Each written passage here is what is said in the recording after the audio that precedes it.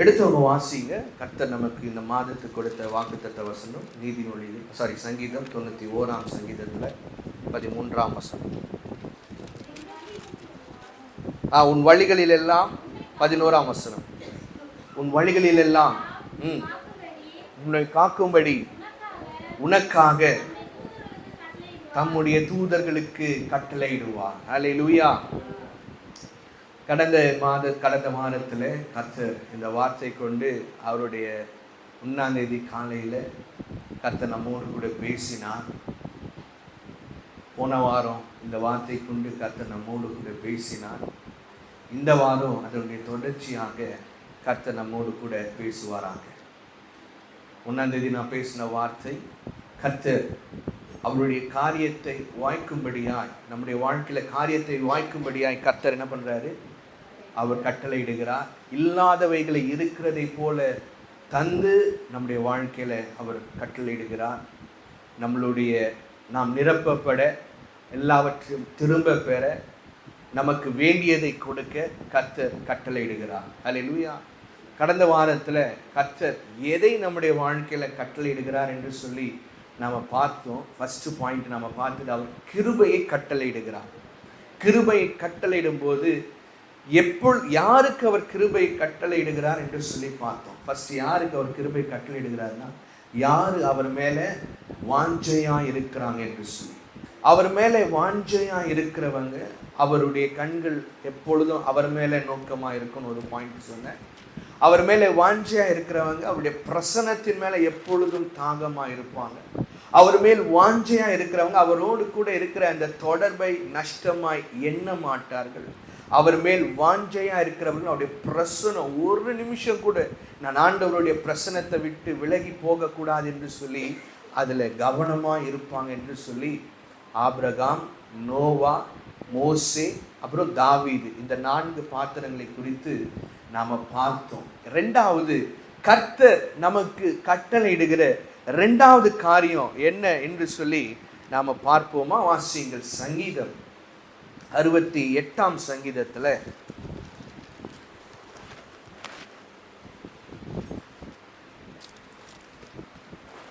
28 வசனத்தை வாசிங்க பார்க்கலாம். உன் தேவன் உனக்கு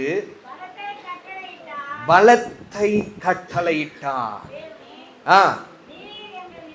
நீர் எங்கள் நிமித்தம் உண்டு பண்ணினதை திடப்படுத்தும். அல்லேலூயா. உன் தேவன் உனக்கு என்ன கட்டளையிடுகிறாரா? பலத்தை கட்டளையிடுகிறார்.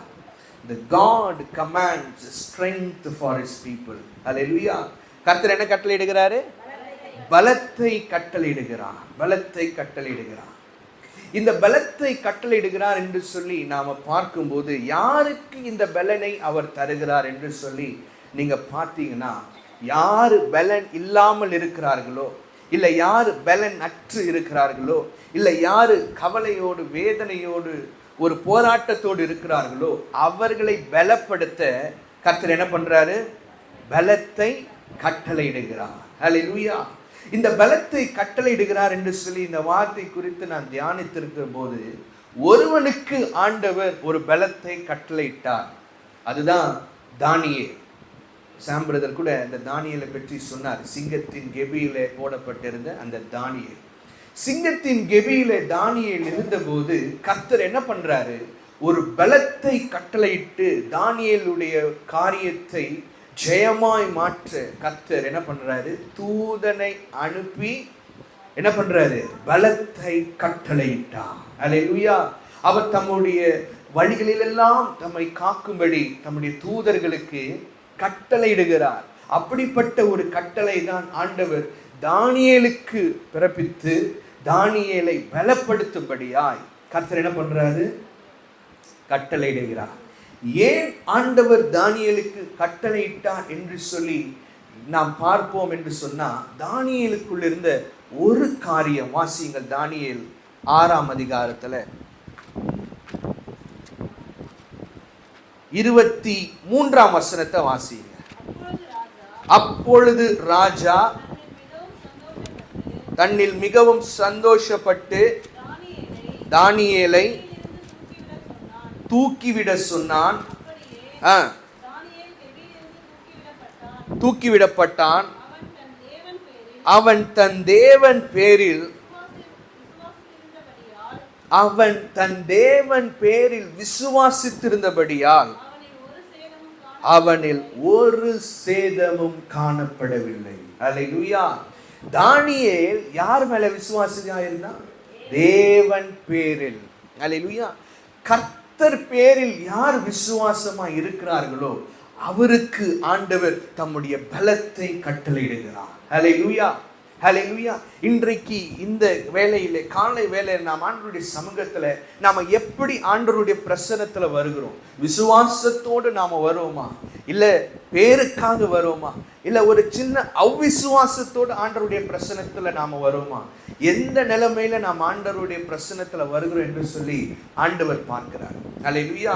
பாருங்க, இந்த தானியேல் இவன் யார்? இவன் பாபிலோனுக்கு சிறைப்பிடிக்கப்பட்டு இப்பொழுது தரியு ராஜாவின் மத்தியில அவன் ஒரு முக்கியமான ஒரு பொசிஷன்ல இருக்கிறான். இவனை குற்றப்படுத்தும்படியா ஏதாவது ஒரு காரியம் இவனிலே பார்க்க முடியுமா என்று சொல்லி அங்க இருக்கிறவர்கள் சிலர் அவனுக்கு விரோதமாய் எழும்பினார்கள். ஆனா அவனுக்கு விரோதமாய் ஒரு காரியமும் பார்க்க முடியல. அப்பொழுதுதான் அவங்களுக்கு தெரிஞ்சது, இப்போ இவனுடைய ரிலீஜன், இவனுடைய மதத்துல நாம கைய வச்சாதான் இவனுக்கு ஏதாவது ஒன்று செய்ய முடியும் என்று சொல்லி என்ன பண்றாங்க, ஒரு கட்டளை பிறப்பிக்கப்படுகிறது. ராஜாவை தவிர 30 நாட்கள் வேற யாரையும் சேவிக்க கூடாது என்று சொல்லி ஒரு கட்டளை போடப்பட்ட போது இருந்தும் தானியேல் 6ஆம் அதிகாரத்துல 10ஆம் வசனத்தை வாசிங்க பார்க்கலாம். தானியேலோ என்றால் அறிந்த போதிலும், அதுதாங்க விசுவாசத்தினுடைய கிரியை. நாம என்ன பார்க்கிறோம்? கிரியை இல்லாத விசுவாசம் செத்தது. அப்போ தானியேல் கர்த்தர் பேரில் விசுவாசமா இருந்தான். அந்த விசுவாசத்தினுடைய செயலை தான் இங்கே தானியேல் செய்கிறார். என்ன செய்கிறாரு? அவனுக்கு விரோதமாய் சட்டம் எழுதப்பட்டு இருந்ததை அறிந்தும். Hallelujah. That is the faith in action. விசுவாசம் செயலிலே காணப்படுகிற ஒரு காரியம் தான் அது. இதுவரைக்கும் தானியேலுக்கு அகைன்ஸ்டா ஒரு காரியமும் கிடையாது. தானியேல் ஆண்டவர் பேர்ல விசுவாசித்து இருந்தான். ஆனால் இப்பொழுது அவனுக்கு விரோதமாய், அவனுக்கு எதிராய் ஒரு காரியம் வரும்போது தன்னுடைய விசுவாசத்தினுடைய செயலை அவன் என்ன பண்றான்? வெளிப்படுத்தி காண்பிக்கிறான். ஹல்லேலூயா. நாம இருந்தா என்ன தெரியுமா செஞ்சிருப்போம்? அது எப்படி ஆண்டவரே அவன் எங்களுக்கு விரோதமா சட்டத்தை போடுவான்? அந்த சட்டத்தை நீங்க என்ன பண்ணுங்க, எப்படியாச்சும் அப்படித்தானே ஜெபம் பண்ணுவோம். கரெக்டா இல்லையா? சப்போஸ் நீங்களும் நானும் அந்த காலகட்டத்தில் தானியேலுடைய இடத்துல இருந்திருப்போம் என்று சொன்னா, ஃபர்ஸ்ட் நாம செய்யப்படுத்து, எப்படி எனக்கு விரோதமா அவன் காரியத்தை சொல்லுவான், எப்படி எனக்கு அகேன்ஸ்டா இந்த காரியத்தை அவன் செய்வான், நான் அவனை என்ன பண்றான் பாரு. அல்லேலூயா. ஆனால் தானியேல், அவனுக்கு அதெல்லாம் எதுவுமே தெரியாதுங்க. தானியேலுக்கு தெரிஞ்சது எல்லாமே, நான் கர்த்தர் பேரில் விசுவாசமா இருப்பேன். அல்லேலூயா. ஷாத்ராக், மேஷாக், ஆபேத்நேகோ அவர்களுக்கு விரோதமாய் ஒரு சட்டம் எழுதப்பட்ட போதிருந்தும் நாங்கள் எங்கள் தேவனாகிய கர்த்தரையே தான் சேவிப்போமே தவிர இந்த பொற்சிலையை நாங்கள் என்ன பண்ண மாட்டோம். எஸ், அல்லேலூயா. அதுதான் அவங்களுக்குள்ள இருந்த அந்த விசுவாசம். அந்த விசுவாசத்தினுடைய செயலை தான் ஆண்டவர் எதிர்பார்க்கிறார். சும்மா நான் ஆண்டவர் பேர்ல விசுவாசமா இருக்கிறேன், ஆண்டவரை நம்புறேன், ஆண்டவர் எனக்கு இதை செய்வார் அதை செய்வாரு, வெறும் விசுவாசத்தை பேரளவுல சொல்லிட்டு போகிறதற்காக நாம் ஆண்டவர் நம்மை அழைக்கலைங்க. அந்த விசுவாசத்தின் செயல், அந்த கிரியை நமக்குள்ள இருக்குதா என்று சொல்லி ஆண்டவர் பார்க்கிறாரு. அப்படி அந்த செயல், அந்த விசுவாசத்தின் செயலை நீங்கள் வெளிப்படுத்தி காண்பிக்கும் போது கர்த்தர் உங்களுக்காக பலத்தை கட்டளையிடுவார். ஹல்லேலூயா, ஹல்லேலூயா. அந்த பலத்தை கட்டளையிடுவதில் தான் நம்மளுடைய காரியமே அடங்கி இருக்குது. அப்போ ஆண்டவர் நமக்காக ஒரு பலத்தை கட்டளையிட வேண்டும் என்று சொன்னா, எனக்கு விரோதமாய் சூழ்நிலை அகைன்ஸ்டா இருந்தாலும், எனக்கு சூழ்நிலை சாதகமா இருந்தாலும், நான் அசையாத நம்பிக்கை, அசையாத விசுவாசம் கர்த்தர் பேரிலே வைத்திருக்கிறேன். இதுதான் தானியேல் வெளிப்படுத்தி காண்பித்தார். தானியேலுக்கு தெரியும், இப்படி நான் செஞ்சேன்னா என்னை என்ன பண்ணுவாங்க, சிங்க கெபியில போடுவாங்க. ஆனால் தானியேல் என்ன பண்ணல, பயப்படல. தானியேல் என்ன பண்ணல, பயப்படலைங்க. அந்த பயத்தை மேற்கொள்ளுவதுதான் விசுவாசத்தினுடைய கிரியை. அந்த பயத்துக்குள்ளே நாம் அடங்கி இருப்போம் என்று சொன்னா நம்மளால ஆண்டவர் மேல என்ன பண்ண முடியாது, விசுவாசம் வைக்க முடியாது. ஏன்னா அந்த பயம் நமக்குள்ளா இருந்து கிரியை செய்து ஒரு சின்ன பிரச்சனை வந்துட்டா போதும், ஒரு சின்ன பலவீனம் வந்துட்டா போதும், ஐயோ இந்த வியாதியிலே நான் மரித்து போயிடுவேனா, ஐயோ இந்த வியாதி என் வாழ்நாள் முழுவதுமா இருந்து விடுமா, இதுலயே நான் இருப்பேனா, என்னால எழும்ப முடியாதா என்று சொல்லி அந்த பயத்தோடு பயத்தோடு பயத்தோடு பயத்தோடு பேச பேச பயத்துக்குள்ளே இருக்க உங்களுக்குள்ள என்ன வருது, ஸ்ட்ரெஸ் வருது. அல்லேலூயா. சில வியாதிகளுக்கு காரணம் என்ன தெரியுமா, ஸ்ட்ரெஸ். அல்லேலூயா. முன்னாடிலாம் இந்த ஸ்ட்ரெஸ்னா என்னன்னு யாருக்குமே தெரியாது. 90s கிட்ஸ், 1980s 1990s, ஏன்னா அந்த காலத்தில் டிவி கிடையாது, மொபைல் கிடையாது. எல்லாரும் என்ன பண்ணுவாங்க, வெளியே நல்லா விளையாடுவாங்க. சின்ன பிள்ளைங்க நல்லா ஓடி ஆடி தோட்டத்துலையும் போய் அங்கேயும் இங்கேயும் போய், நாங்களாம் அப்படி தான் வளர்ந்தோம். எனக்கெல்லாம் எப்போ தெரியுமா மொபைல் ஃபோன் என் கைக்கு வந்தது, நான் +2 படிக்கும்போது தான். ஆனால் இப்போ பிறந்த குழந்தை 1 மாதம் கூட இல்லை, மொபைல் ஃபோனை காமிச்சுதான் என்ன பண்ணுறாங்க, சாப்பாடு விட்டுறாங்க. இப்படி இதை பார்த்து இது இப்போ சாப்பாடு இல்லை, அந்த மொபைல் இல்லைன்னா அந்த குழந்தை என்ன பண்ணாது, சாப்பிடாது. அதுதான், அது ஒரு ஸ்ட்ரெஸ், அது ஒரு ஸ்ட்ரெஸ். அப்போ இப்படி இந்த மாடர்ன் டே டெக்னாலஜி இது என்ன பண்ணுது, நாம ஒரு கட்டத்திற்குள்ளே நம்மை கொண்டு வந்தது, ஒரு எல்லைக்குள்ளே நம்ம கொண்டு வந்துடுச்சு. அந்த எல்லைக்குள்ளேயே நாம மாட்டிக்கொண்டு நாம சிக்கி கொண்டு இருக்கிறோம். அதுல இருந்து நம்மளால என்ன பண்ண முடியல, வெளியே வர முடியல. அதனாலதான் அவங்க பிள்ளைகளுக்கு, பெற்றோர்கள் நான் சொல்றேன், ஒரு நல்ல ஸ்போர்ட்ஸ் ஆக்டிவிட்டி, ஏதாவது ஒரு ஸ்போர்ட்ஸ்ல அவங்களை என்ன பண்ணுங்க, பயிற்சி வைங்க. ஏதாவது ஒரு sports, cricket, football, table tennis, indoor கேம்ஸாக இருக்கட்டும், அவுட்டோர் கேம்ஸாக இருக்கட்டும். ஏன்னா அவங்களுடைய மைண்டு ஃப்ரெஷ்ஷாக இருக்கணும். எப்பொழுதுமே அவங்களுக்குள்ளே இருக்கிற மைண்டு ரொம்ப ஃப்ரெஷ்ஷாக இருக்கிற மைண்டு. அந்த ஃப்ரெஷ்ஷாக இருக்கிற மைண்டில் நாம் திருப்பி டிவி, மொபைல் இதெல்லாம் நம்ம உள்ளே கொண்டு வந்தோன்னா அவங்க அதுக்குள்ளே இருந்தே இருப்பாங்களே தவிர வெளியே போய் வெளி உலகத்தை பார்க்காமையே அவங்க என்ன பண்ணிடுவாங்க, உங்களுடைய யூத்தை கழிச்சிருவாங்க. உங்களுக்கும் தான் நான் சொல்கிறேன், சும்மா வெளியே போங்க, ஒரு பார்க்குக்கு போங்க, நல்லா வாக்கிங் போங்க, வீட்டுக்குள்ளே இருக்காதீங்க, நல்ல அவுட்டோர் ஆக்டிவிட்டீஸில் இன்வால்வ் பண்ணுங்க. அப்போ தான் நம்ம மைண்ட் ரிலாக்ஸ் ஆகும், அந்த ஸ்ட்ரெஸ்ஸு குறையும். அந்த ஸ்ட்ரெஸ் ஆட்டோமேட்டிக்காக குறைய அந்த பயம் உங்களுக்குள்ளே இருந்து போகும். அல்லேலூயா. இது வெளியரங்கமாய் உலக மனிதர்கள் சொல்லுகிற ஆலோசனை. நான் உங்களுக்கு கர்த்தருடைய ஆலோசனை என்ன தெரியுமா சொல்லுவேன், கர்த்தருடைய பாதத்தில் அமர்ந்திருந்து நீங்கள் ஜெபிச்சீங்கன்னா கர்த்தர் உங்களுக்குள்ள இருக்கிற மன வேதனை, மன பாரங்களை என்ன பண்ணுவார், எடுத்து போடுவார். அல்லேலூயா. அந்த பயத்துக்குள்ளே நாம் இருப்போம் என்று சொன்னா நம்மளால ஆண்டவர் மேல உறுதியான விசுவாசத்தை வைக்க முடியாது. எப்படிப்பட்ட ஒரு விசுவாசம் தானியேலுக்குள்ள இருந்துச்சுன்னா, என்ன சிங்க கெபியில போட்டாலும் நான் என்ன பண்ணுவேன், நான் ஆண்டவரே தான் சேவிப்பேன். தான் முன்பு செய்து வந்ததை போல. அதுதாங்க ரொம்ப அந்த வசனத்துல இம்பார்ட்டன்டான வேர்டு, தான் முன்பு செய்து வந்ததை போல. அல்லேலூயா. அதுக்கு நமக்குடைய வாழ்க்கையில் ஒரு பிரச்சனை வந்துச்சுன்னா அந்த பழைய காரியத்தை நம்ம நினைக்க மாட்டோம். முன்னாடி நாம இப்படி ஜெபித்தோமே, முன்னாடி நாம ஆண்டவர் பேல இவ்வளவு வைராக்கியமா இருந்தோமே, முன்னாடி நாம ஆண்டவரை இப்படி உறுதியாய் விசுவாசித்தோமே, இப்பொழுது ஏன் நம்மளால இதை செய்ய முடியல, ஆதியிலே கொண்டிருந்த அன்பை விட்டா என்று உன் பேரிலே எனக்கு ஒரு குறை உண்டு. ஆதியிலே இருந்த விசுவாசம், ஆதியிலே இருந்த அன்பு, ஆதியிலே இருந்த காரியம் இதெல்லாம் இப்பொழுது நம்முடைய மத்தியில காணப்படலை. ஏன்னா விசுவாசம் குறைந்து விட்டது. அல்லேலூயா. ஆனால் தானியேல் தான் முன்பு செய்தது வந்ததை போல, அல்லேலூயா, தினமும் 3 வேளை தன் பலகணிகளை திறந்து தேவனை நோக்கி ஜெபித்தான். அல்லேலூயா. அந்த ஜெபம் தான் விசுவாசத்தினுடைய கிரியை, the faith in action. அப்படிப்பட்டவர்களுக்கு ஆண்டவர் நிச்சயமாய் தம்முடைய பலத்தை கட்டளையிடுவார். அல்லேலூயா. என்ன நடந்தது பாத்தீங்களா? சிங்கத்தின் கெபியில போட்டாங்க. அது ராஜாவுக்கு தூக்கம் இல்லை. நான் நினைக்கிறேன் தானியேல் கூட சிங்க கெபியில போட்ட உடனே ஆண்டவர் சிங்க கெபியை வாயை கட்டி போட்டு என்ன பண்ணிருப்பாரு, தானியேல் ஒரு நல்ல தூக்கத்தை போட்டிருப்பாரு. ஏன்னா அதிகாலையில தானே ராஜா பார்க்குறாங்க. ராஜாக்கு முழுவதும் தூக்கம் இல்லை. ஹல்லேலூயா, ஹல்லேலூயா. அப்படிப்பட்ட 22ஆம் வசனத்தை வாசிங்க.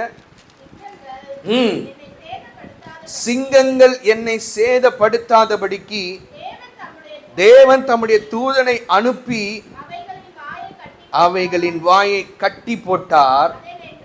அது நின்றால் அவருக்கு முன்பாக நான் குற்றமற்றவனாய் காணப்பட்டேன். வாசிங்க. ராஜாவாகிய உமக்கு முன்பாகவும் நான் நீதி கேடு செய்வதில்லை என்றான். ஹல்லேலூயா. விசுவாசத்தின் முக்கியமான செயல் கர்த்தருடைய பார்வைக்கு முன்பாக நான் ஒரு குறைவும் இல்லாமல் வாழ்வதுதான். ஹல்லேலூயா. கர்த்தருடைய பார்வையில நான் நீதிமானா இருப்பேன் என்று சொன்னா அதுதான் என்னுடைய விசுவாசத்தின் அளவை டிட்டர்மைன் பண்ணுது. நான் அவிசுவாசியா இருப்பேன் என்று சொன்னா, நான் விசுவாசம் இல்லாமல் விசுவாசம் அற்றவனா இல்ல அற்ப விசுவாசியா இருப்பேன் என்று சொன்னா, நான் கர்த்தருடைய பார்வைக்கு முன்பதாக உண்மையான இல்லைன்னு அர்த்தம். வாசிங்க நீதிமொழிகள்ல ஆதியாகமம்ல 15ஆம் அதிகாரத்துல 6ஆம் வசனத்தை வாசிங்க பார்க்கலாம். அவன் யாரு? ஆபிரகாம் கர்த்தரை விசுவாசித்தான், அதை அவர் அவனுக்கு நீதியாக எண்ணினார். அப்போ நாம் எப்படி ஆண்டவர் மேல விசுவாசமா இருக்கிறோம் என்று சொல்லி ஆண்டவர் பார்க்கிறாரு. அதை பார்த்துதான் ஆண்டவர் நம்மை பார்த்து ஜட்ஜ் பண்றாரு. நீ நீதிமானா நீ நீதிமான் இல்லையா என்று சொல்லி. தானியேல் கர்த்தருடைய பார்வைக்கு ஒரு காரியமும் அகைன்ஸ்டா செய்ததே கிடையாது. கர்த்தருடைய பார்வைக்கு நான் குற்றமற்றவனா இருந்தேன். அவன் தான் நீதிமான். எவன் ஒருவன் கர்த்தருடைய பார்வைக்கு உண்மை உள்ளவனா இருக்கிறானோ அவன் கர்த்தருக்கு பார்வையில நீதிமானா இருக்கிறான். அவனுடைய விசுவாசம் தான் அளவில்லாமல் அவர் பேர்ல வச்சிருக்கிறான் என்று சொல்லி அர்த்தம். ஹல்லேலூயா. அப்போ நான் எந்த லெவலுக்கு ஆண்டவர் மேல விசுவாசமா இருக்கிறேன் என்று சொல்லி ஆண்டவர் பார்க்கிறார். நான் நீதிமானா இருக்கிறேனா இல்ல நான் நீதி கேடான ஒரு வாழ்க்கை வாழ்கிறேனா என்று சொல்லி ஆண்டவர் எதை பார்த்து தெரியுமா ஜட்ஜ் பண்றாரு? நான் அவருடைய பார்வைக்கு முன்பதாக எப்படி இருக்கிறேன். தானியேலு ராஜாவுக்கு முன்பதாகவும் என்ன பண்ணலையா? நீதி கேடான காரியத்தை செய்வதில்லை. அப்படின்னா உலகத்திற்கு முன்பதாகவும், அதாவது நம்ம வாழ்கிற இந்த அரசாங்கத்திற்கு, நாம வாழ்கிற இந்த கரெக்டா என்ன பண்ணணும்? வரி கட்டணும். தேவனுக்குரியதை தேவனுக்கும், ராயனுக்குரியதை ராயனுக்கும். அப்படின்னா என்ன அர்த்தம்?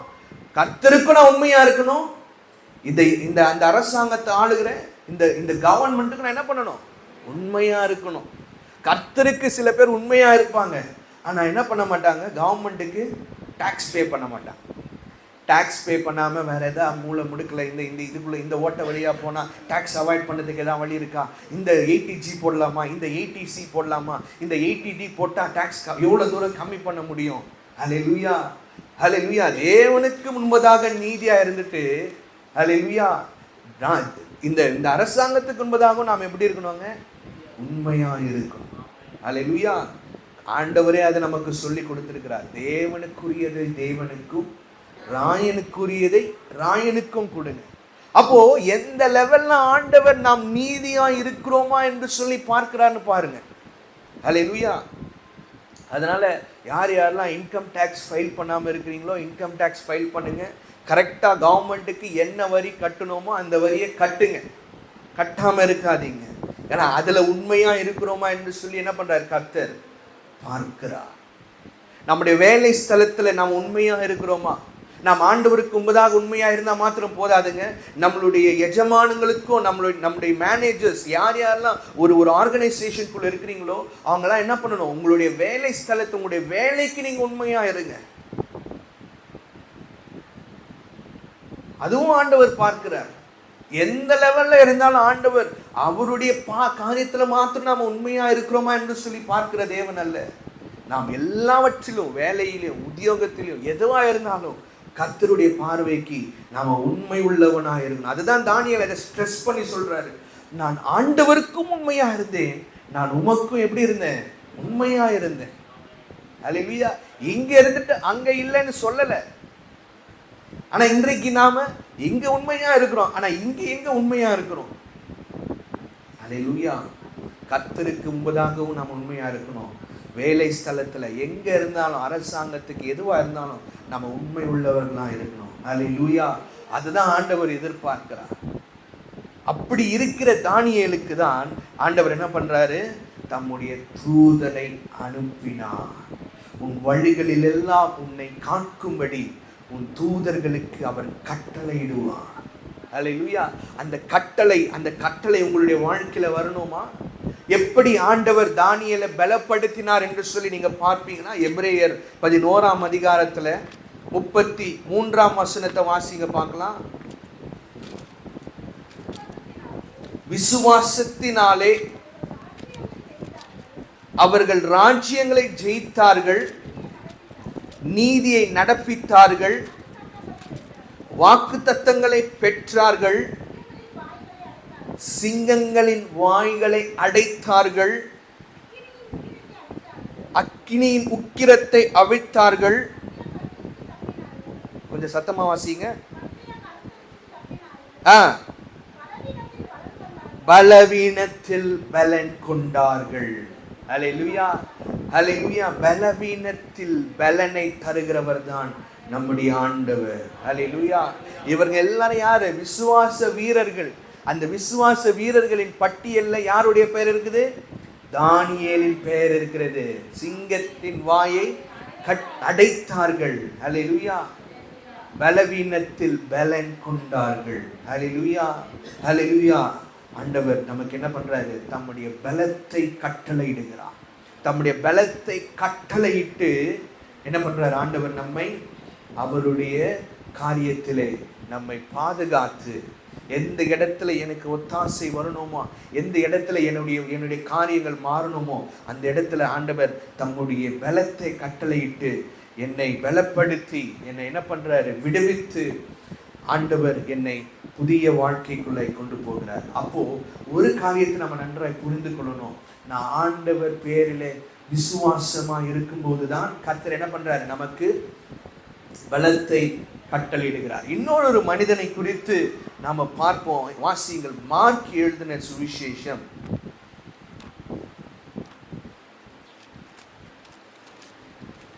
10ஆம் அதிகாரத்துல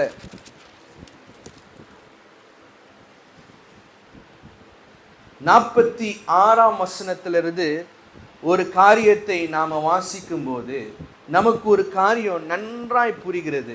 ஆண்டவர் எரிகோவுக்குள்ளாய் வரபோது என்ன நடக்குது? ஒரு குருடனை வாசிங்க பார்க்கலாம்.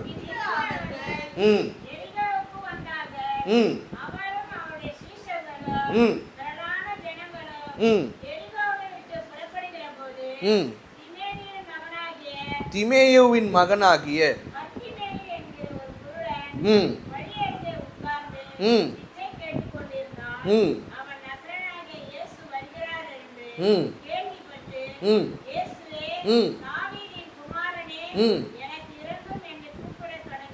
என்று கூப்பிட தொடங்கினார்.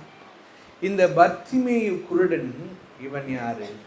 இவன் ஒரு கண் பார்வை இல்லாத ஒரு பிச்சைக்காரன்.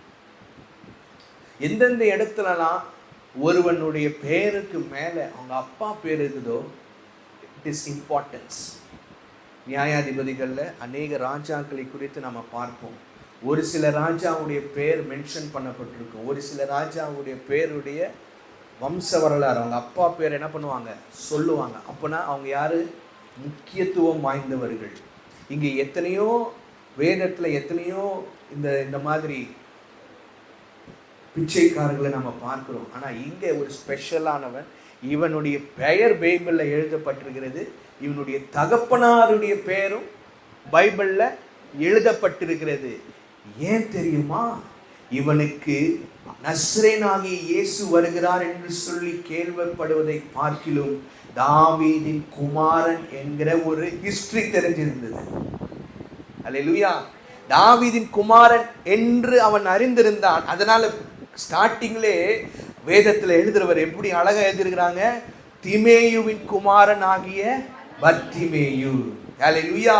உங்களுடைய வரலாறு பயங்கரமா இருக்கணுமா, நீங்க ஆண்டவருடைய வரலாறு என்ன பண்ணுங்க, ஆழமாய் தெரிந்து கொள்ளுங்க.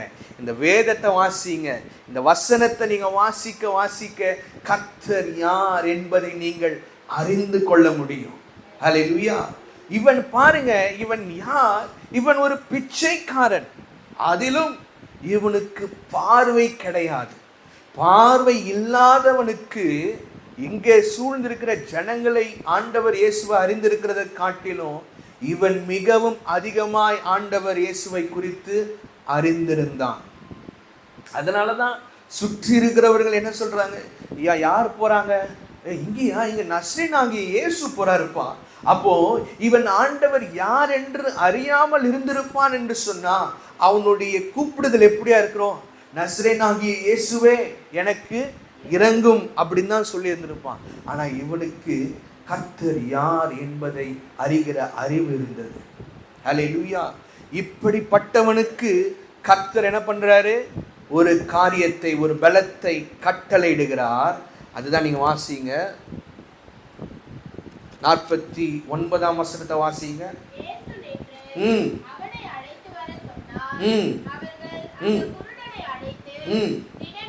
திடன்கொள், அதுதான் அந்த பலன். அல்லேலூயா. அந்த வார்த்தை வந்துட்ட உடனே அவனுக்குள்ள என்ன வருது, ஒரு பலன் வருகிறது. இவன் இன்னும் என்ன பண்ணல, பார்வை அடையல, கர்த்தர் இன்னும் அவனுக்கு அற்புதம் செய்யல. ஆனா இமீடியட்டா ஆண்டவர் சொன்ன உடனே, ஆண்டவர் அழைத்த உடனே ஆண்டவர் என்ன பண்றாரு, அவனை இங்கே அழைத்து கொண்டு வாருங்கள் என்று சொல்லி கட்டளையிட்டார். கட்டளையிட்ட மாத்திரத்திலே அவனுக்கு ஒரு பலன் வந்துருச்சு. அல்லேலூயா. அல்லேலூயா. அவர் தம்முடைய ஜனத்திற்கு பலத்தை கட்டளையிடுகிறார். உடனே அவனுக்குள்ள ஒரு புத்துணர்ச்சி, உடனே அவனுக்குள்ள ஒரு ஸ்ட்ரென்த், அவன் உடனே கர்த்தருக்குள் திடன் கொண்டான். அல்லேலூயா. அல்லேலூயா. இந்த பர்திமேயு குருடனை குறித்து ஒரு காரியத்தை நாம பார்க்க வேண்டும். இவனுக்குள் இருந்த விசுவாசம் எப்படிப்பட்ட ஒரு விசுவாசம் நீங்க பார்த்தீங்கன்னா, இப்ப வாசிங்க 50ஆம் வசனத்தை. உடனே அவன் தன் மேல் வஸ்திரத்தை எரிந்து விட்டு, இதுதான் நான் பேச போறேன். இந்த மேல் வஸ்திரம் இந்த பர்திமேயுக்கு ஒரு அடையாளமா இருந்தது. பொதுவாக பிச்சைக்காரங்க நீங்க பார்த்தீங்கன்னா அவங்களுக்குள்ள இருக்கிறத என்ன பண்ண மாட்டாங்க, வெளியே காமிக்க மாட்டாங்க. அந்த காலத்துல அதை மூடுவதற்கு என்ன பண்ணுவாங்க, ஒரு வஸ்திரத்தை போட்டிருப்பார்கள். அந்த வஸ்திரம் தான் அவங்களுக்கு என்னது, ஓ இவன் ஒரு பிச்சைக்காரன். அப்ப அவங்களுக்கு எது, அந்த வஸ்திரம் தான் நான் ஒரு பிச்சைக்காரன் என்கிற ஒரு அடையாளம். இப்போ கர்த்தர் இவனை அழைத்த மாத்திரத்திலே, இல்ல கர்த்தர் இவனுக்கு கட்டளையிட்ட வேளையிலே அவன் உடனே எழுந்திருந்து தன்னுடைய அடையாளத்தை என்ன பண்றான், புறமே எடுத்து போடுகிறான். இதுவரைக்கும் அவனுக்குள்ள இருந்த அந்த அடையாளம் அவனுடைய மேல் வஸ்திரம். ஆனால் உடனே அவன் கர்த்தரை வார்த்தையை கேட்டபோது, கர்த்தர் அவனுக்கு கட்டளையை பிறப்பித்த போது தன்னுடைய அடையாளத்தையே மாற்ற அவன் என்ன பண்றான், ஆயத்தப்படுத்திட்டான். ஹல்லேலூயா. ஹல்லேலூயா. இன்றைக்கு நாம் நமக்கென்கிற ஒரு அடையாளத்தை வைத்திருக்கிறோம். அந்த அடையாளத்தை மாற்ற வேண்டும் என்று சொல்லி கர்த்தர் விரும்புகிறார். அது என்ன அடையாளம் தெரியுமா, நான் என்கிற ஒரு அடையாளம், எனக்குள் இருக்கிற ஒரு சுயம் என்கிற ஒரு அடையாளம், எனக்கு என்னுடைய திறமை என்கிற ஒரு அடையாளம், இது என்னால முடியும் என்கிற ஒரு அடையாளம். இந்த அடையாளத்தை மாற்ற கர்த்தர் விரும்புகிறார். இதை நான் என்று நாம் சொல்வதை காட்டிலும் கர்த்தர் எனக்கு இதை கொடுத்தார் என்று சொல்ல வேண்டிய ஒரு காரியத்திற்குள்ளே நாம வரும்போது அந்த அடையாளத்தை கர்த்தர் நம்முடைய வாழ்க்கையிலிருந்து எடுத்து போட விரும்புகிறார். அல்லேலூயா. நாம் நமக்கென்று ஒரு காரியத்தை நாம் செய்து வைத்துக் கொண்டிருக்கிறோம். இதுதான் என்னுடைய வாழ்க்கை, இப்படிதான் நான் வாழுவேன், இதுதான் நான் செய்வேன். எனக்கு சண்டே சர்ச்சுக்கு நான் போவேன், ஏன்னா சண்டே சர்ச்சுக்கு மாத்திரம் தான் நான் போவேன், மற்ற ஜெபங்கள் எனக்கு முக்கியம் இல்லை. இல்லை, ஆண்டவருக்கு இந்த நேரத்தில் ஃபர்ஸ்ட் சண்டே மாத்திரம் போனால் போதும், ஏன்னா அன்றைக்கு தான் திருவிருந்து ஆராதனை இருக்கிறது. நாம் நமக்கென்று என்ன பண்ணுறோம்? ஒரு அடையாளத்தை வைத்துக் கொள்கிறோம். அல்லேலூயா.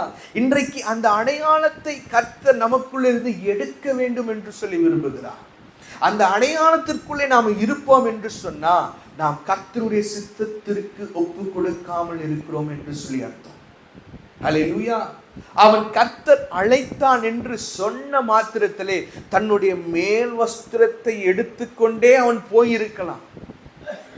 அப்படி அவன் போயிருப்பான் என்று சொன்னா, ஒருவேளை எனக்கு தெரியல கர்த்தர் அவனுக்கு அந்த அற்புதத்தை செய்திருப்பாரா என்று சொல்லி.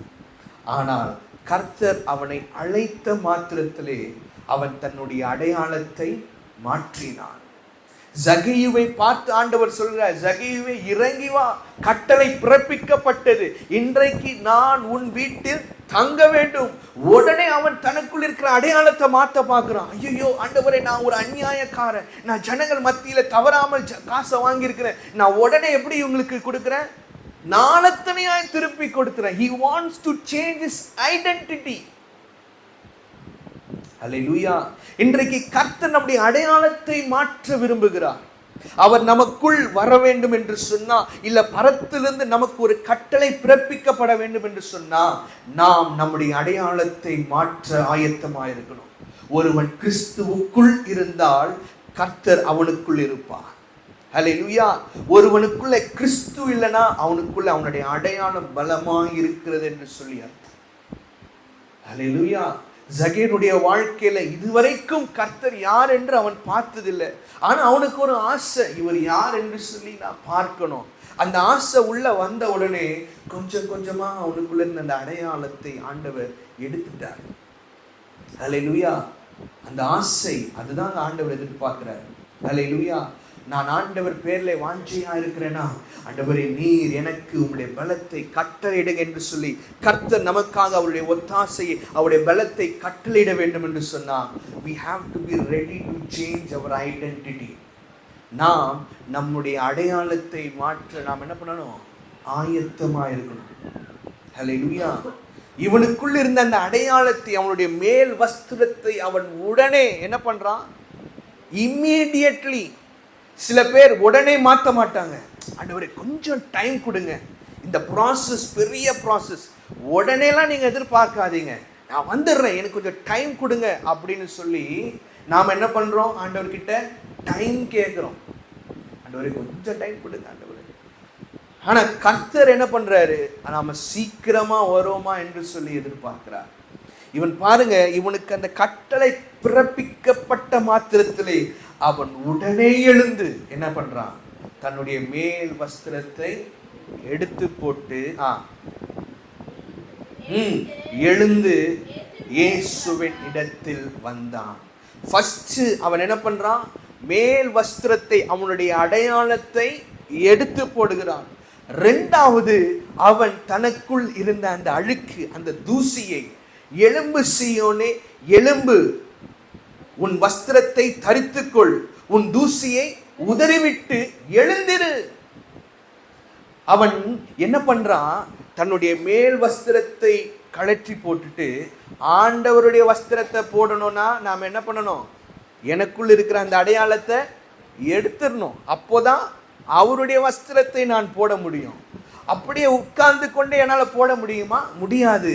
நான் எழும்பி நிற்கணும். ஹல்லேலூயா, ஹல்லேலூயா, ஹல்லேலூயா. நான் எழும்பி நிற்கணும்னு தான் ஆண்டவர் எதிர்பார்க்கிறாருங்க. நான் உட்கார்ந்து கொண்டே இருப்பேன் என்று சொன்னா எனக்கு காரியம் ஆகாது. ஹல்லேலூயா, ஹல்லேலூயா. ஏன்னா நான் உட்கார்ந்து கொண்டிருப்பதை கர்த்தர் யாருக்கு அடையாளமா இருக்கிறான்னு சொல்றான்? மரித்தவர்களும் மௌனத்தில் இருக்கிறவர்களும். ஹல்லேலூயா. இப்படி இருக்கிறவர்கள் அவங்க உட்கார்ந்து கொண்டிருக்கிறாங்க, அவங்களால கர்த்தருக்காக எழும்பி நிற்க முடியாது. ஆனால் கர்த்தர் சொல்கிறார், எழும்பி பிரகாசி என்று கர்த்தர் நம்மை அழைக்கிறார். நாம் அவருக்காக பிரகாசிக்கப்பட ஒரு வாழ்க்கை வாழணும்னா நான் எழும்பி நின்றுதான் ஆக வேண்டும். ஹல்லேலூயா, ஹல்லேலூயா. எழும்பி நிற்கணுங்க. எழும்பி நிற்பதற்கு நாம் ஆயத்தமா இருக்கணும். என்னுடைய மேல் வஸ்திரத்தை, என்னுடைய அடையாளத்தை எடுத்து போட்டு நான் எழும்பி நிற்கும் போதுதான் எனக்குள் இருக்கிற இந்த தூசியை நான் உதறிவிட முடியும். நான் எழும்பி நிற்கும் போதுதான் எனக்குள் இருக்கிற தேவனுக்கு விருப்பம் இல்லாத காரியத்தை நான் விட்டு அவருக்காக நான் எழும்பி நிற்க முடியும். இல்லை ஆண்டவரே, நான் உட்கார்ந்து கொண்டே தான் இருப்பேனா? நாம் அப்படி சொல்வோம் என்று சொன்னால் நமக்காக அவருடைய கட்டளையை அவர் பிறப்பிக்க மாட்டார். ஹல்லேலூயா. உன் மேல் வஸ்திரத்தை அவன் என்ன பண்றான்? அகற்றி போட்டு அவன் எழுந்து இயேசுவின் இடத்தில் வந்தான். ஹல்லேலூயா. இந்த இடத்துல கர்த்தர் அவனை தேடி போகல. God wanted him to come. கர்த்தர் நீ என்னிடத்தில் வா என்று அழைக்கிறார். ஒரு சில இடத்துல கர்த்தரே போய் அவங்களுக்கு அற்புதம் செய்வார். ஆனா இந்த இடத்துல இவனுக்குள்ள இருந்து ஆண்டவர் எதிர்பார்த்தது, நீ என்னை தேடி வா, நீ என்னை தேடி வா, என்னுடைய முகத்தை தேடி வா, என்னுடைய பிரசன்னத்தை தேடி வா, என்னுடைய மகிமையை காணவா என்று சொல்லி ஆண்டவர் ஒரு ஒரு ஒரு ஒரு ஒரு கமாண்ட்மெண்ட்டை கொடுக்கிறார், ஒரு கட்டளையை கொடுக்கிறார். ஆண்டவரே, எனக்கு பார்வை தெரியல, நான் எப்படி உம்மை தேடி வர முடியும் அப்படின்னு சொல்லி சொன்னானா? அவனுக்குள் இருந்த குறையை சொன்னானா? இன்றைக்கு நாம் நமக்குள் இருக்கிற குறையை நாம் வைத்து விட்டு நாம் ஆண்டவருடைய பிரசன்னத்திலே உண்மையாய் நாம் ஆண்டவரை தேடாமல் இருக்கிறோம். ஏன்னா எனக்கு இந்த குறை இருக்குது, இந்த குறை மாறலையே, நான் எப்படி ஆண்டவரை முழுமையா தேட முடியும்? ஆண்டவரே, குறையை நீங்க நீக்கிட்டீங்கன்னா I will come wholeheartedly. அப்படி இல்லைங்க. குறை மாறி சொல்லியோ, என்னுடைய காரியம் மாறி சொல்லியோ, எனக்கு விரோதமான காரியங்கள் எனக்கு இருக்குதோ இல்லையோ, எனக்கு அதை பற்றி கவலை இல்லை. இன்றைக்கு இந்த நாளிலே இந்த காலை வேளையிலே நான் கர்த்தரை நோக்கி கூப்பிடுவேன். நாளைக்கு காலை வேளையிலே நான் கர்த்தரை நோக்கி கூப்பிடுவேன். ஒவ்வொரு நாளும் நான் கர்த்தரை நோக்கி கூப்பிடுவேன். ஒவ்வொரு நாளும் நான் கர்த்தரை தேடுவேன். இதுதான் தாவீதுக்குள்ள இருந்தது. இந்த வாஞ்சையை தான் கர்த்தர் பார்த்தார் தாவீதுக்குள்ள. அதனால தான் ஆண்டவரே சொல்றாரு, இவன் என் இருதயத்திற்கு ஏற்றவன். ஹல்லேலூயா, ஹல்லேலூயா. அதிகாலையிலே மக்தலேனா மரியாள் 3ஆம் நாளிலே, வாரத்தின் 1ஆம் நாளிலே ஆண்டவருடைய கல்லறையை பார்க்கும்படியாய் போகிறார். she was never expecting to see Jesus.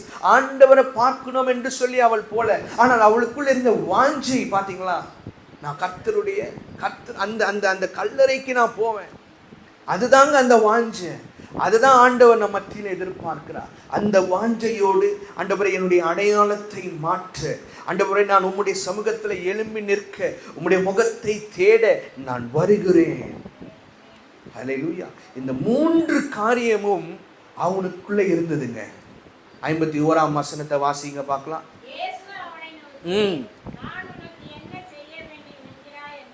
நான் உனக்கு என்ன செய்ய வேண்டும் என்று கர்த்தர் என்ன பண்றாரு? கேட்கிறாரு. அதற்கு அவன் ஆண்டவரே,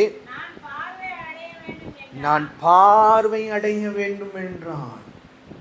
அவனுடைய குறையை, அவனுடைய தேவையை, அவனுடைய விண்ணப்பத்தை அப்பொழுதுதான் என்ன பண்றான்? சொல்றான். நாம் என்ன பண்றோம்? ஜெபம்னா உடனே ஆண்டவரே இந்த காரியத்தை மாற்றுங்க, ஆண்டவரே இந்த பிரச்சனையை மாற்றுங்க. எடுத்த உடனே ஃபர்ஸ்ட் லிஸ்ட்ல வந்து என்ன பண்றோம்? நம்மளுடைய பெட்டிஷன், நம்முடைய ரிக்வெஸ்ட், நம்முடைய ப்ரேயர் பாயிண்ட்ஸ். இவன் என்ன பண்றாங்க? அவனுடைய அடையாளத்தை மாத்துறான். அவன் எழும்பி நிற்கிறான். அவனுக்குள் இருக்கிற குறையை ஒரு பொருட்டா எண்ணாமல் கர்த்தருடைய பிரசன்னத்திற்கு வரான். அதை தான் ஆண்டவர் எதிர்பார்க்கிறார். நான் எப்படி அவரோடு கூட உறவாடுகிறேன். ஓபேத்தில் ஏனோ கர்த்தரோடு கூட சஞ்சரித்து கொண்டிருந்தான். He was a friend of God. ஆண்டவர் அவனை எப்படி பார்க்கிறார்? ஒரு ஃப்ரெண்டா பார்க்கிறார். அதுதான் நான் ஒரு வாட்டி இந்த வார்த்தையை கொண்டு நான் பேசிக்கிறேன். கர்த்தருடைய நண்பனாய் நாம மாறுகிறோமா? கர்த்தரை நாம எப்படி பார்க்கிறோம்? கடவுளா பார்க்கிறோம். கர்த்தரை நாம் நம்முடைய அப்பாவாய் பார்க்கிறோம். ஆனா கர்த்தரை நாம் நம்முடைய நண்பனாய் பார்க்கும்போது அவரோடு கூட நம்ம ஃப்ரீயா பேசுவோம். அந்த ஃப்ரீயா பேசுகிற அந்த டைம், ஒரு 2 ஃப்ரெண்ட்ஸ் ஒன்னா சேர்ந்து பேச ஆரம்பிச்சாங்கன்னா டைம் போறதே தெரியாது. நான் பாய் ஃப்ரெண்டு கேர்ள் ஃப்ரெண்டை பற்றி பேசல, ஒரு நண்பன் கிட்ட பேசுறதை குறித்து பேசுகிறேன். ஹல்லேலூயா. இந்த டைம் அது நாள் கணக்காக போகும், அது மினிட்ஸ்லாம் கிடையாது, அது ஹவர்ஸ் அண்ட் டேஸ். நான் பேசுகிறது ஒரு நண்பன், ஒரு சக நண்பனோடு கூட எப்படியெல்லாம் பேசுகிறான். அது போல தாங்க ஆண்டவர் நம்மோடு கூட பேசுகிறார். அல்லேலூயா. அப்பொழுது கர்த்தர் உனக்கு என்ன வேண்டும் என்று சொல்லி கேட்கிறார். ஆண்டவரே, நான் பார்வை அடைய விரும்புகிறேன். அல்லேலூயா. பார்வையட விரும்புகிறேன். கர்த்தர் உடனே அவனை தொட்டார். வாசிங்க. இயேசு அவனை நோக்கி, நீ போகலாம், உன் விசுவாசம் உன்னை ரட்சித்தது. அவன் ஆண்டவர் பேர்ல எப்படிப்பட்ட ஒரு விசுவாசத்தை வைத்திருக்கிறான் என்று சொல்லி பாருங்க. இவன் சொன்ன மாத்திரத்தில் அவனை அதட்டுறாங்க. டேய், சத்தம் போடாத. யாரு எவ்வளவு ஒரு பெரிய விஐபி போட்டுற, நீ பாட்டுன்னு சத்தம் போட்டுங்கிற. ஐயோ, விஐபியா? Okay okay okay. அப்படியா இருந்தா தான் முன்பு செய்து வந்ததை போல, எப்படி தானியேல் தான் முன்பு செய்து வந்ததை போல கர்த்தரை நோக்கி விண்ணப்பம் பண்ணினானோ, அதே போல இவன் தான் முன்பு கூறினதை போல இப்பொழுது இன்னும் சத்தமிட்டு ஆண்டவரை நோக்கி என்ன பண்றான்? கூப்பிடுகிறான். இதுதாங்க விசுவாசத்தினுடைய உச்சகட்டம். எப்படியாச்சும் நான் சத்தமிட்டு கூப்பிட்டானாச்சும் நான் அவருடைய அட்டென்ஷனை கெயின் பண்ணுவேன். அப்பொழுது அவர் எனக்கு ஒரு நன்மையை செய்வார் என்கிற ஒரு அசைக்க முடியாத ஒரு விசுவாசம் அவனுக்குள்ள இருந்தது. அந்த 12 வருஷம் பெரும்பாடு உள்ள ஸ்திரீ, நான் அவளுடைய வஸ்திரத்தை தொட்டா மாத்திரம் நான் நான் பலனடைவேன் என்று சொல்லி அவள் என்ன பண்ணுகிறா? ஆண்டவருடைய வஸ்திரத்தை தேடி போகிறார். அதுதான் விசுவாசம். அல்லேலூயா. ஆண்டவர் இங்க பாருங்க, இவனை பார்த்து என்ன சொல்றாரு? நீ போகலாம், உன் விசுவாசம் உன்னை ரட்சித்தது. நாம் இருந்தா என்ன தெரியுமா செஞ்சிருப்போம்? ஆண்டவரே, ரொம்ப ரொம்ப தேங்க்ஸ், இத்தனை வருஷம் எனக்கு இந்த ஆசீர்வாதம் இல்லை, நீங்க கொடுத்துட்டீங்களே, I am going in my way அப்படின்னு நாம் எல்லாரும் என்ன பண்ணோம் தெரியுமா? நம்மளுடைய வழியில நாம பாட்டுன்னு போயிடுவோம். ஆனா இவன் என்ன பண்றான் பாருங்க, உடனே அவன் பார்வை அடைந்து வழியிலே இயேசுவை பின்பற்றினான். அல்லேலூயா, அல்லேலூயா. இதுதாங்க விசுவாசத்தினுடைய செயல். தானியேல் விசுவாசத்தினுடைய செயல் எப்படி காமிச்சாரு? அவனுக்கு அகெயின்ஸ்டா காரியம் இருந்த போது கூட நான் முன்பு செய்து வந்ததை போல செய்வேன் என்று சொல்லுகிறான். இவனுடைய விசுவாசத்தினுடைய செயல் என்ன தெரியுமா? நான் நன்மையை பெற்றுட்டேன், நான் ஆசீர்வாதத்தை பெற்றுட்டேன், போதும் என்று சொல்லி அவன் போகல, கர்த்தரை பின்பற்றினான். ஆண்டவர் என்ன சொல்றாரு? நீ வாசிங்க,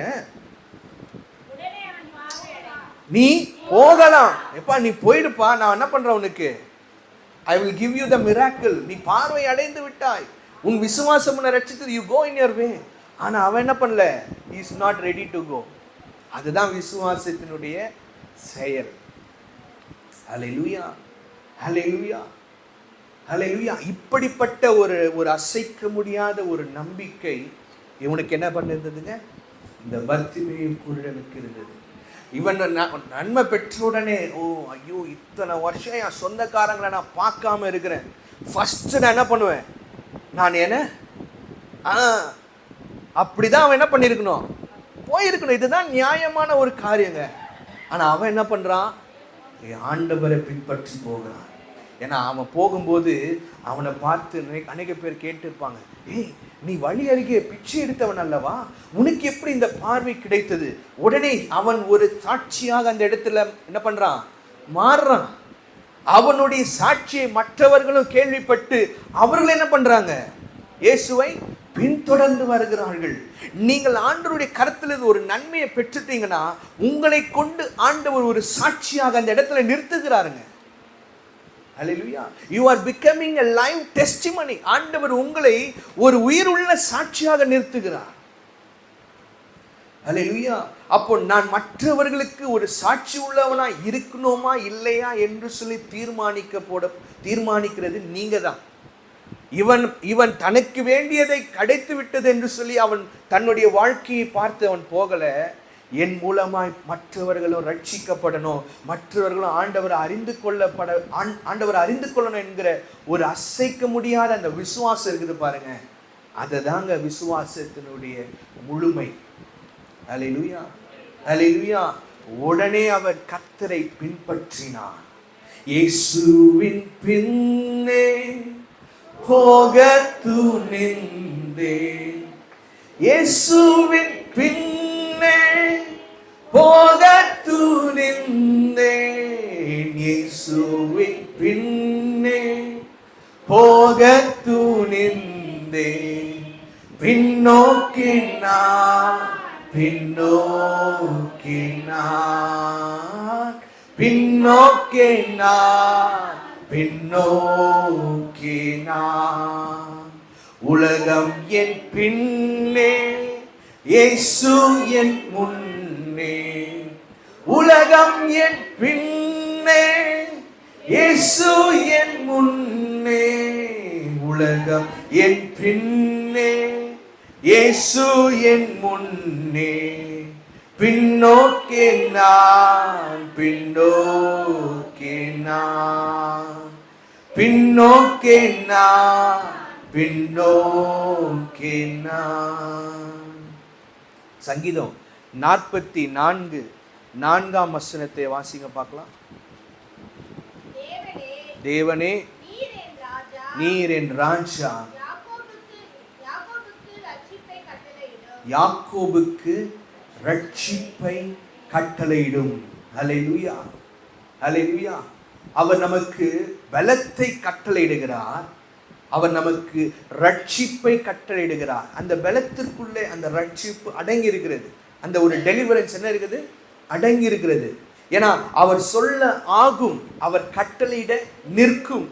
அப்போ அவர் நமக்கு ஒரு காரியத்தை சொல்றாருன்னா அந்த காரியம் நிச்சயமாய் நிறைவேற்றி முடிக்கப்படும். ஏசாயா 41:10 வாசிக்கிறோம். பயப்படாதே, நான் உடனே கூட இருக்கிறேன். திகையாதே, நான் உன் தேவன். நான் உன்னை பலப்படுத்தி உனக்கு சகாயம் செய்வேன். ஆண்டவர் என்ன பண்றாருங்க? அவர் நமக்கு ஒரு கட்டளையை பிறப்பிக்கிறார்னா அதுல பலன் மாத்திரம் அல்ல, அதுல ஒரு சகாயமும் அடங்கி இருக்கிறது. அதுல ஒரு பலன் மாத்திரம் அல்ல, அதுல ஒரு ரட்சிப்பும் அடங்கி இருக்கிறது. ஹல்லேலூயா. உன்னை என் நீதியின் வலது கரத்தினாலே தாங்குவேன். ஹல்லேலூயா. கர்த்தர் தம்முடைய ஜனத்திற்கு பலத்தை கட்டளையிடுகிறார்.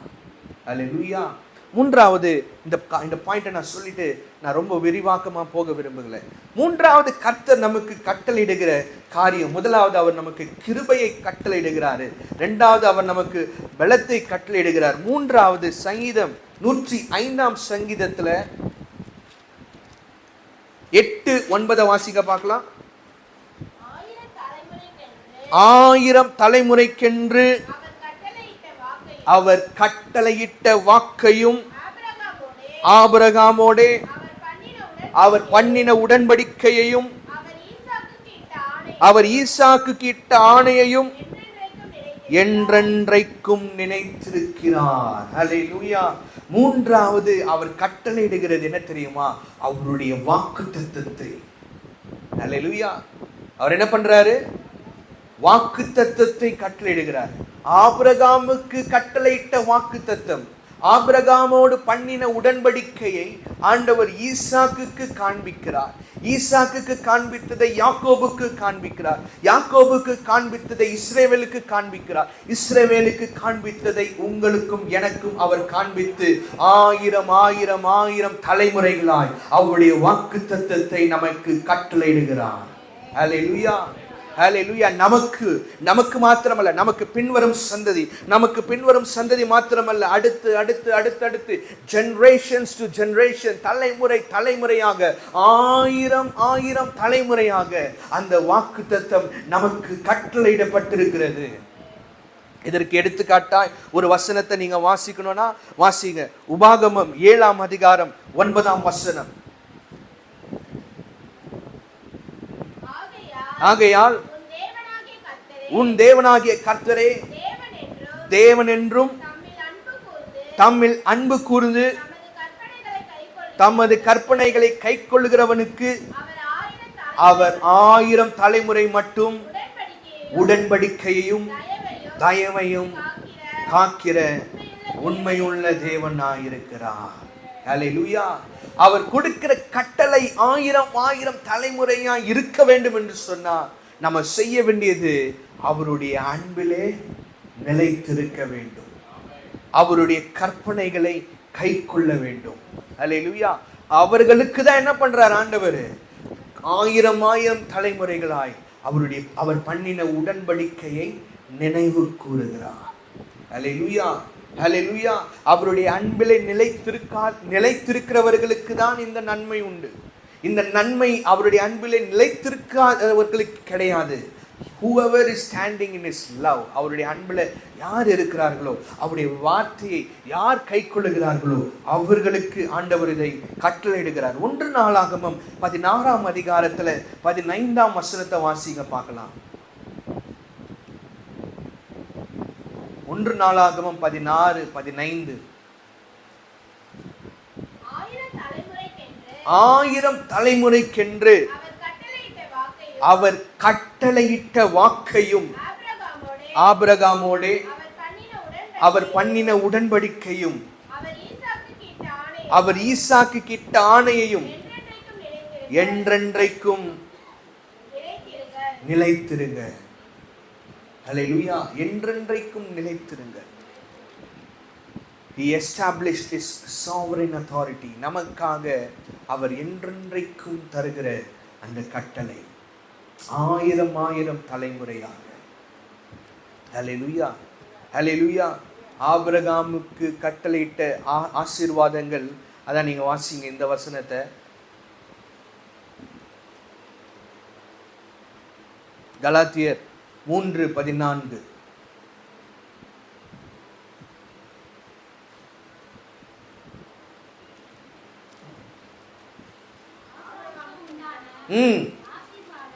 ஆபிரகாமுக்கு உண்டான ஆசீர்வாதம் கிறிஸ்து இயேசுவினால் புற ஜாதிகளுக்கு வரும்படியாகவும்